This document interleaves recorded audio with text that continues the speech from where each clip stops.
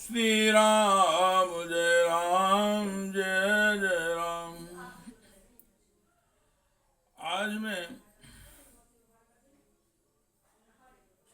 बड़ा दुख व्यक्त करता हूँ। सनातन धर्म पर हमेशा से संकट सतयुग, द्वापर और त्रेता में भी आए। ये तो कलयुग है, तो स्वाभाविक है। सतयुग में भी राक्षस हुआ करते थे, त्रेता में भी राक्षस हुआ करते थे, द्वापर में भी राक्षस हुआ करते। और धर्म की रक्षा के लिए भगवान ने हर युग में जन्म लिया है। पापियों का वध हुआ, लेकिन पहले ऋषियों, मुनियों और धर्म करने वालों पर आपत्ति जरूर आई है। यही कारण आज भारत में भी है। जो सनातन धर्म का पालन करने वाले हैं, जो अहिंसात्मक व्यक्ति हैं, दूसरों के दुख को दूर करने के हमेशा प्रयास करने वाले हैं, उन पर हमेशा ही संकट के बादल आते रहते हैं और वे दुसह दुख दूर होते हैं और दुख देने वाले कीट पतंगों की तरह कुछ दिन में अपने आप समाप्त हो जाते हैं। आज भारत में सदैव से मलेच्छों ने आक्रमण किए। 800 वर्षों तक इस्लाम, मुसलमानों ने, हूण, अंग्रेज, दुनियादारी, इन्होंने सबने आक्रमण किए। वर्तमान में मलेच्छ जिनने आक्रमण किए, उनको भारत के मंद बुद्धि व्यक्तियों ने, जो भी स्वयं मलेच्छों से उत्प्रेरित थे, सिर्फ राज्य की कामना से उन्होंने भारत में मलेच्छों को बढ़ावा दिया, भारत के टुकड़े किए। जिन मलेच्छों ने भारत पर आक्रमण किए, भगवान की मूर्तियां तोड़ी, मंदिर तोड़े, माँ बहनों की इज्जत ली, धर्मप्रिय लोगों को, सिखों को, उनको दीवालों में चुनाया, उनके सामने उनके सिर काटे गए, उनके पुत्रों को और उनके सामने रख के उनको दुखित किया गया। आज पाकिस्तान में बंटवारा करने पर, मलेच्छों को यहाँ शरण देने पर उनको इसका हिस्सेदार बना दिए, जबकि उनको इस देश से भगाना चाहिए। लेकिन स्वार्थी नीति के कारण आज एक संविधान बना दिया, उसमें कुछ ऐसा लिख दिया कि धर्मनिरपेक्ष। धर्मनिरपेक्ष क्या होता है? उस समय पर सब कुछ लिखा जा सकता है, समय आने पर परिवर्तन किया जा सकता है। वो धर्मनिरपेक्ष की आड़ में मलेच्छ इस भारतवर्ष में भी उतने ही रह गए। उनकी संपत्ति पर मलेच्छों का पुनः अधिकार कर दिया, जिसको वक्फ बोर्ड करते हैं। पाकिस्तान बनाया गया, जो अलग देश बना दिया, दे दिया, फिर भी उन्होंने वहां पर रहे हिंदुओं पर अत्याचार करके उनको मार दिया या धर्म परिवर्तन करा दिया। आज की स्थिति ऐसी है कि वो बांग्लादेश में भी हिंदुओं पर अत्याचार किया जा रहा है। उस देश में भूख मरते हैं, कुछ भी होते हैं, हिंदुओं की संपत्ति को लूट लेते हैं और वहां मंदिरों को तोड़ देते हैं, मूर्तियों को तोड़ देते हैं, आक्रमण होता है।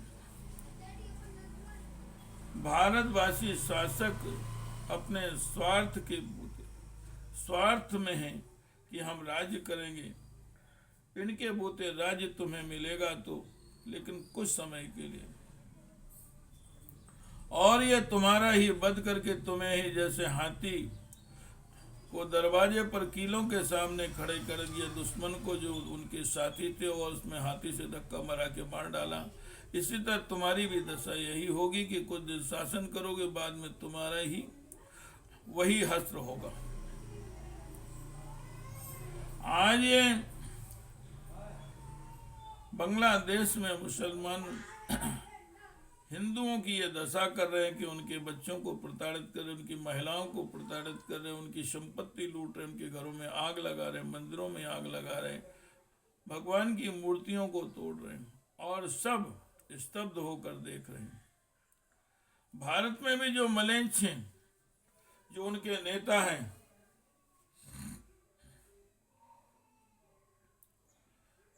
सब सुन रहे हैं, सब देख रहे हैं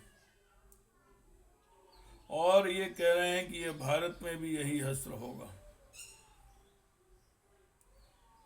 कितने दुर्भाग्यपूर्ण बात।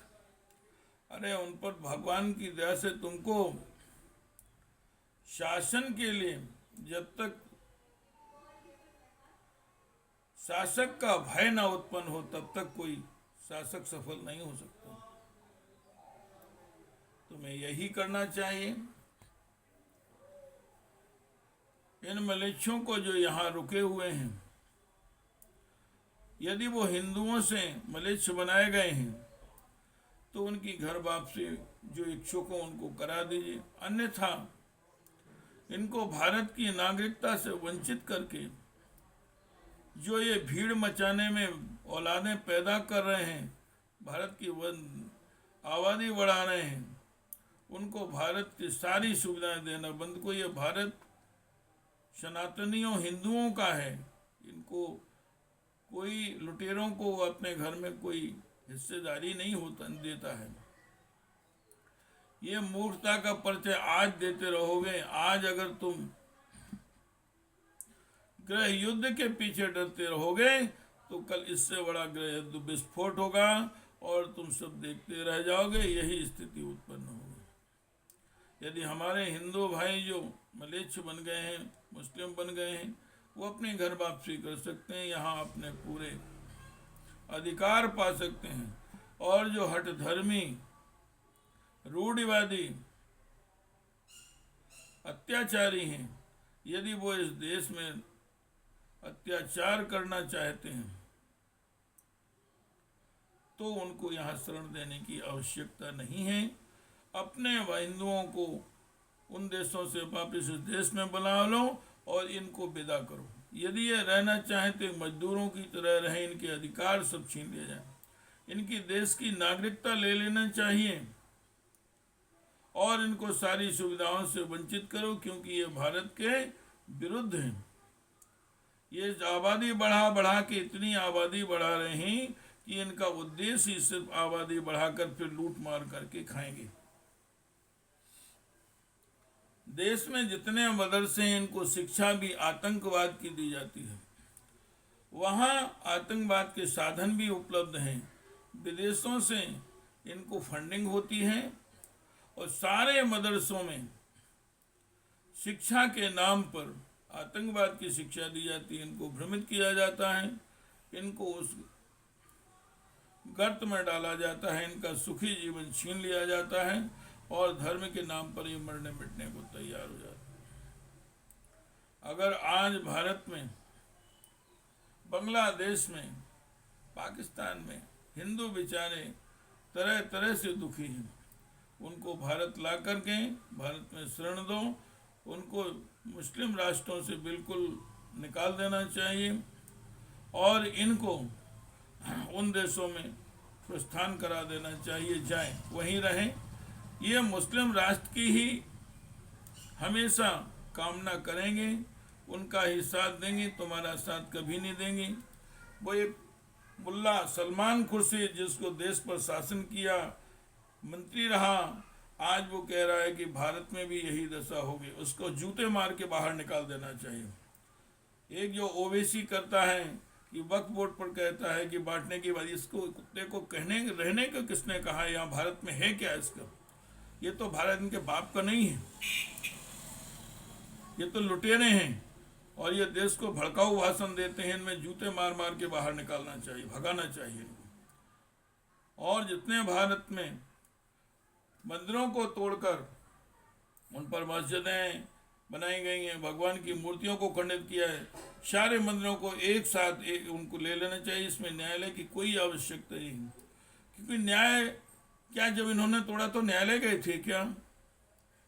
जब इन्होंने अत्याचार करके छीन लिया तो हम न्यायालय से क्यों लेते हैं? हम तो उन पर करेंगे और फिर जो कल होना वो आज ही हो जाए। जिस चीज को तुम डर रहे हो ये गृह युद्ध वो कल नहीं, आज नहीं तो कल और बड़ा होगा। ये सिर्फ समय का इंतजार करे कि हम और कुछ हो जाए। वो आज ही करना चाहिए, जो कल करना है वो आज ही करना चाहिए। नहीं करोगे तो तुम देखते रह जाओगे।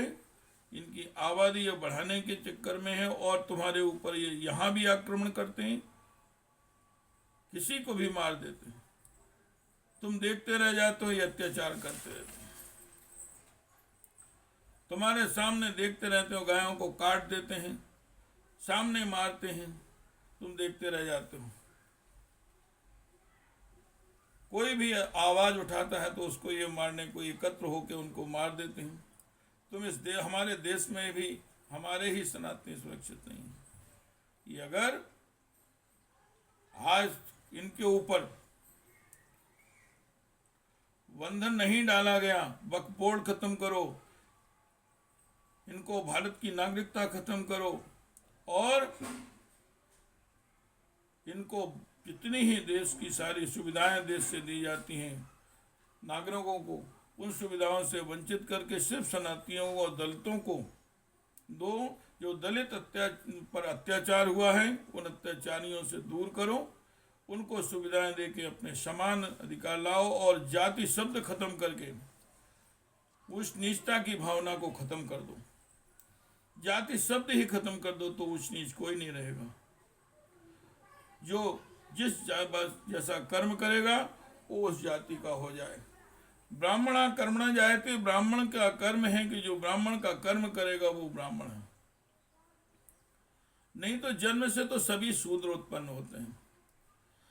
इसलिए हम अमीर गरीबी की बात पाट के गरीबों की सेवा करें, गरीबों को बराबर लाएं, जाति शब्द खत्म करके उनको सबको एक अच्छे जीवन जीने का समय प्रदान करें। और जो हमारे हिंदू भाई किसी भी कारणवश उन्होंने अपना धर्म परिवर्तन किया था, उनको पूर्ण मौका दिया जाए। वो हमारे अपने धर्म में पुनः वापिस आना चाहते हैं और देश के हित में रहें तो उनके लिए उनको पूरा समर्थन करना चाहिए, उनको साथ देना चाहिए, उनको देश में शरण देना चाहिए और बराबर का स्थान देना चाहिए। किंतु जो मुस्लिम कट्टरपंथी हैं, देश के विरोध में हैं, और जो नेता बनता है और देश के विरोध में भाषण देता है, उसके प्रति मुकदमा चलाया जाकर उसको जेल में डाल देना चाहिए, उसकी जमानत भी नहीं होनी चाहिए। यदि आज नहीं किया तो कल हम बहुत बड़े दुख भरे समय का इंतजार करेंगे और देश में बड़ी क्रांति आ जाएगी।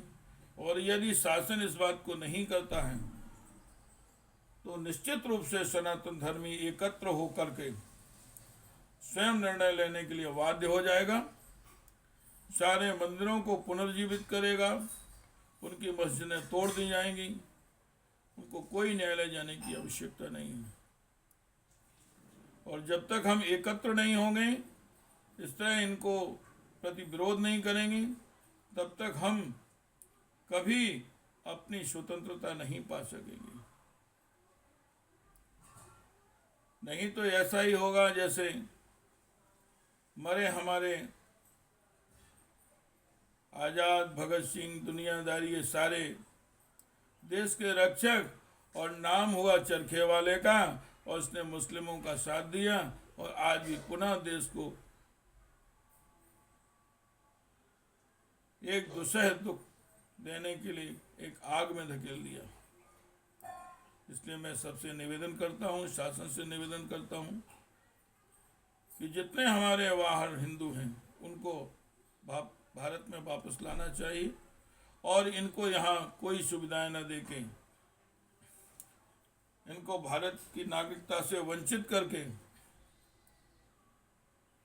और शासन की सुविधाएं बंद कर देनी चाहिए और भारत के दलितों को ऊपर लाना चाहिए, उनका उत्थान करना चाहिए और जाति शब्द खत्म करके भेदभाव की राजनीति की रोटी सेकना बंद कर देना चाहिए। जय हिंद, जय भारत, वंदे मातरम। जय श्री राम, जय श्री राम, जय श्री राम।